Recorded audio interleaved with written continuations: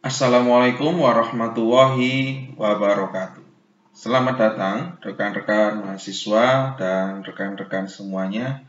Selamat datang kembali di channel pengajaran. Baik,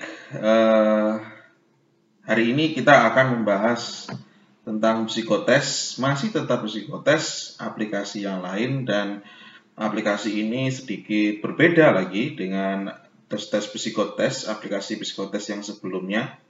Yang terakhir adalah tentang software DISC gitu ya. Nah, itu yang hari ini kita akan membahas tentang kepribadian ganda. Ini bukan kepribadian ganda yang sebagai suatu gangguan ya, suatu gangguan atau ketidaknormalan, tapi kepribadian ini sangat wajar sekali dimiliki oleh semua orang ya, semua manusia. Karena pada dasarnya kepribadian seseorang, kepribadian manusia itu ada kepribadian primer dan ada kepribadian sekunder. Mengapa ada primer dan sekunder? Karena kepribadian primer itu adalah kepribadian yang mendominasi. Andai saja kepribadian yang mendominasi ini karena sesuatu hal misalnya, atau misalnya karena paling ekstrim gitu ya, adalah kehilangan orang yang paling kita sayangi misalnya, itu akan merubah kepribadian seseorang. Seringkali Anda dan teman rekan semua pernah tahu bahwa awalnya seseorang ini kepribadiannya seorang yang ceria, seorang yang energi, tapi saat ada suatu momen hal ya, atau event yang terjadi pada kehidupannya sehingga dia menjadi tidak ceria lagi, tapi lebih ke pendiam, ya, lebih murung dan lain-lain. Itu yang disebut dengan kepribadian sekunder. Nah, hari ini kita akan mencoba aplikasi ya tentang kepribadian primer dan sekunder. Kita buka aplikasinya di sini.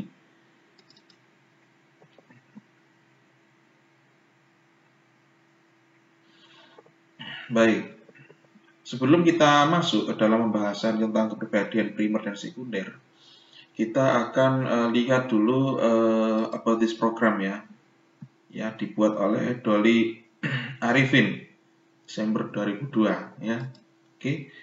Nah, personality tipenya Anda bisa lihat di sini ya. Oke, ini ada pengantarnya. Pada dasarnya adalah setiap orang memiliki kepribadian yang berbeda-beda.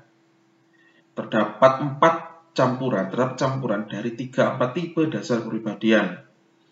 Yang paling dominan adalah primer, lalu selanjutnya adalah kepribadian sekunder. Dan 4 tipe dasar kepribadian itu ada sanguinis, flegmatis, koleris, dan melankolis. Anda bisa baca nanti ya, jika software ini sudah Anda download, Anda bisa baca lagi. Kurang lebih isinya misalnya adalah koleris misalnya ya. Koleris secara keseluruhan dia adalah seorang ekstrovert, pelaku, dan dia seorang yang optimis. Di sebelah kiri ada sebelah atas kekuatan ya, kekuatan lalu kelemahan. Untuk kekuatan dibagi dua, artinya adalah di emosi dan sebagai orang tua, ini semisal, baru di pekerjaan dan sebagai teman ya. Lalu kelemahannya adalah Anda bisa baca di bawah. Kelemahannya ada di sini. Oke, kita back. Semua tipe dasar kepribadian ada deskripsinya. Anda bisa baca sendiri di rumah. Nah, lalu kenapa disebut sebagai kepribadian primer dan ada kepribadian sekunder dan campuran personality? Karena keempat dari tipe dasar ini mempunyai hubungan.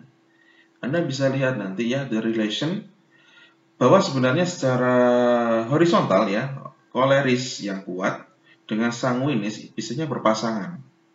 Bisa primer ini sekunder atau bisa kebalikannya, karena mereka punya kategori sama-sama memimpin. Dan kombinasi dari koleris dan sanguinis ini, mereka adalah seseorang yang mudah bergaul, optimis, dan belak-belakan. Kurang lebih seperti itu cara bacanya. Begitu juga dengan koleris dan melankolis. Ada campurannya, dia berorientasi pada tugas. Begitu juga dengan flegmatis dan melankolis. Mereka sama-sama punya kepribadian yang sama, yakni sama-sama analisis. Jika di cross ya, ada tanda silang di sini, ini adalah hubungan antara koleris dengan plekmatis. Bacanya adalah ini. Ini adalah campurannya, ya. Oke, Anda bisa pahami sendiri di rumah. Nah, sekarang bagaimana cara untuk tesnya? Kita akan coba simulasikan, kita back to home. Caranya kita klik test my personality now, ya. Ada 4 opsi dari setiap soal ya, multiple choice. Anda tinggal pilih, tidak ada soal benar atau salah. Ini memang adalah tes personality kepribadian. Sebelumnya ya, mendekati kepribadian yang Anda yang sekarang. Kondisi sekarang Anda tes itu adalah kepribadian Anda, ya. Bukan kepribadian Anda yang sebelumnya atau kepribadian yang Anda inginkan, ya.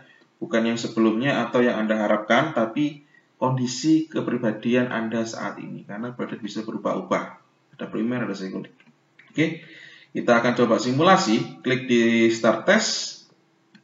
Nah, ini ada pilihan, Anda lebih pilih yang mana? Ini adalah istilah bahasa asingnya, ya.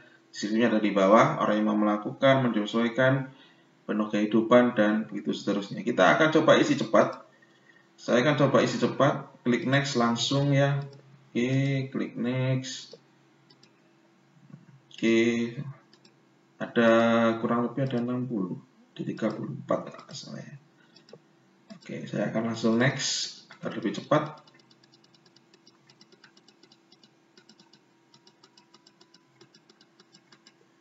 Oke, dikombinasi. Nah, Anda bisa lihat di sini hasilnya. Angka tertinggi menunjukkan kepribadian primer Anda, kepribadian yang mendominasi, dan angka kedua tertinggi yang kedua menunjukkan kepribadian sekunder Anda. Dari keempat tipe dasar kepribadian ini ada skor ya, bisa Anda lihat. Yang tertinggi dari 4, 8, 12, 16. Berarti saya adalah seorang yang pragmatis. Nah, sedangkan kepribadian sekundernya adalah 12.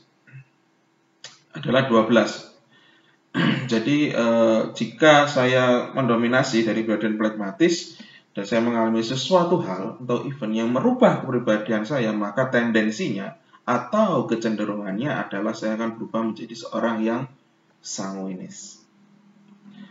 Oke, sangat jelas sekali ya, primer dan sekunder. Terus lalu bagaimana dengan kita interpretatif dari skor? Semakin sedikit selisihnya, ya, ini 16 ke 12 adalah selisihnya 4.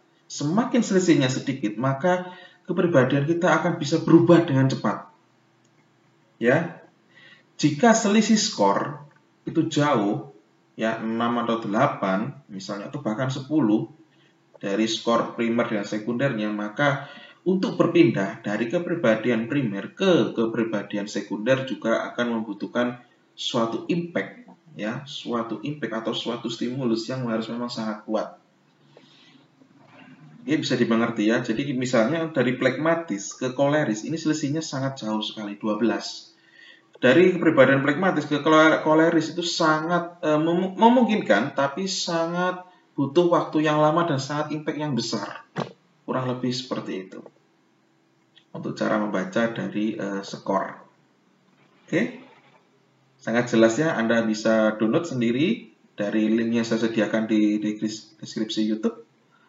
Dari saya terima kasih, semoga bermanfaat. Assalamualaikum warahmatullahi wabarakatuh.